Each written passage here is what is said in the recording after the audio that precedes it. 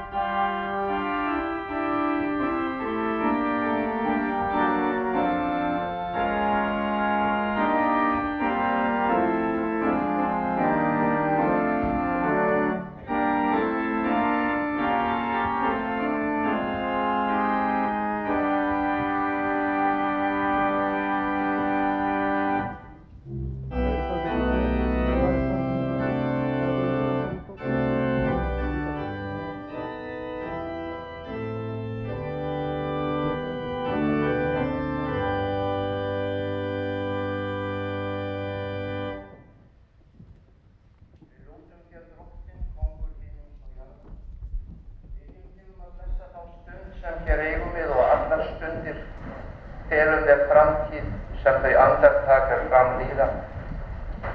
Amen. Ná sé miður og friður frá Guði föður vorum og Drottni Jesú Kristi.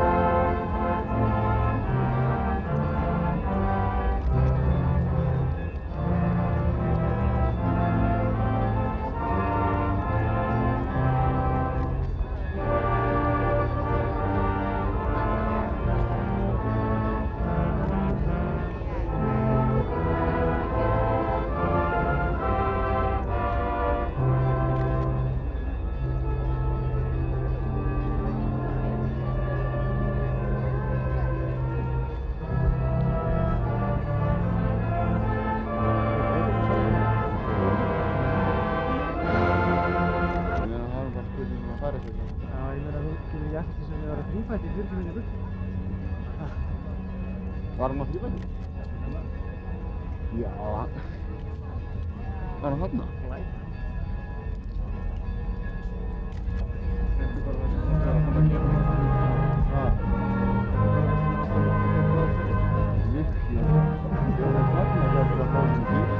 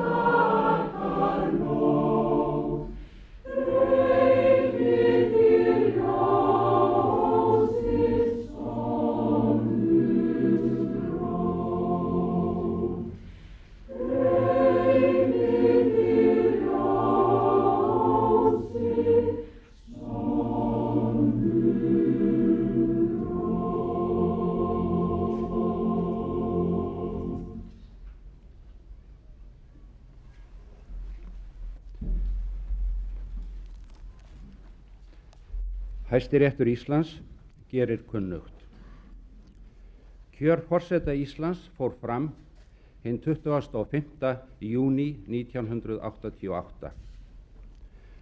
Kjörið var í hvívetna gætt ákvæða stjórnarskrár lýðveldisins Íslands, númer 33, 17. júní 1944 og laga númer 36, 12. febrúar 1945. Vigdís Finnbogadóttir, núverandi forseti Íslands, hefur verið löglega kjörin. Hún fullnægir öllum skilyrðum stjórnarskrárinnar kjör forseta Íslands. Samkvæmt þessu lýsir Hæstiréttur Íslands því að Vigdís Finnbogadóttir er rétt kjörin forseti Íslands kjörtímabil það er hefst 1. ágúst 1988 og lýkur 31. júlí 1992. Reykjavík 28. júlí 1988, Magnús Thoroddsen.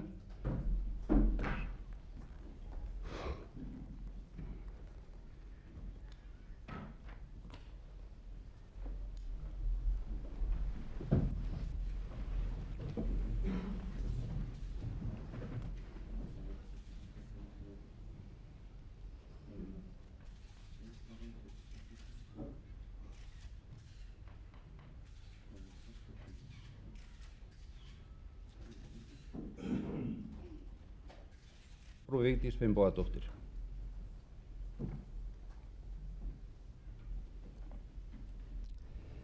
Í umboði þjóðarinnar fær Hæstiréttur yður í hendur kjörbréfiðar. Njótið heilar kjörsins, gæfa og gengi fylgi yður og heimiliðar landi voru og líf.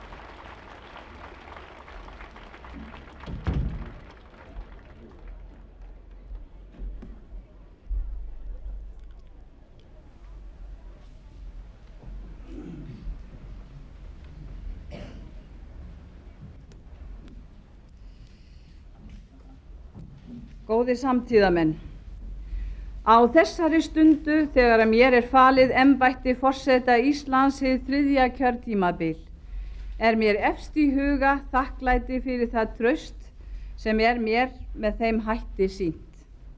Ég þakka hlýjar árnaðaróskir og kveðjur sem borist hafa víða að. Í þeim felast jafnframt heillaóskir til íslenskra þjóðar. Allar kynslóðir í öllum löndum hafa átt sér þann draum að eftir þeim verði munað að arftakar þeirra telji ómaksins vert að rifja upp hvernig þær hugsuðu og unnu, hvernig menning þeirra var og hverjar voru ástir þeirra og vonir. Og þegar að vandi hefur steðjað að nýrri kynslóð hefur líka ávallt verið litið tilbaka og spurt: hvernig leystu fyrri tíðar menn sinn vanda? Hver sem dómur sögunar kann að verða fyrstu íslensku lýðveldiskynslóðina, á hún það víst að ferill hennar verður grandskoðaður, rýnt í framfaraspor hennar og skoðað hvar hana hefur borið af leið. Því sífellt munu menn spyrja, hvernig sáu frumherjar íslenska lýðveldisins fyrir sér að mannlíf gæti orðið fegurst og best í landinu. Þetta eigum við sem nú lifum sameiginlegt með fyrstu kynslóðunum í landinu, þeim sem grundvöllin lögðu að þjóðveldinu forna. Þetta skapar okkur sérstöðu og leggur okkur afdráttarlausar skyldur á herðar. Við verðum að standa svo að hverju verki að afkomendur okkar og erfingjar geti minnst okkar með virðingu og þökk. Það á að vera okkur brýnt metnaðarmál að komandi kynslóðir segi okkur, við erum hreykin af því að hafa átt þessa forfeður og mæður. Þótt horft sé tilbaka og reynt að draga lærdóm af sögunni samt hollt að minnast þess að hún endurtekur sig ekki óbreytt. Skáldkonan góða Halldóra B. Björnsson vék að því í einu ljóða sinna með þessum orðum. Forfeður okkar, afar og ömmur, áttu landið með öðrum hætti en við. Þau gengu það þreyttum fótum, köldum fótum og kalsárum, höltu fótum og holdsveikum, léttum fótum og lipurtám, og landið átti þau. Sú sambúð lands og fólks sem skáldið orðaði hér verður ævinlega jafnvægislist. Alla tíð verðum við að minnast þess að landið sem við höfum tekið í arf aðeins eign okkar skamma stund. Okkur ber skylda til að skila því í hendur afkomenda okkar, ekki aðeins jafn góðu, heldur enn betra en það var þegar við tókum við því. Og jafnframt megum við aldrei gleyma því að þetta land á okkur með sínum hætti. Það finnur hver sá sem fer landið og kann sögu þess, finnur minningarnar leika sig, finnur að hann á landið og landið á hann.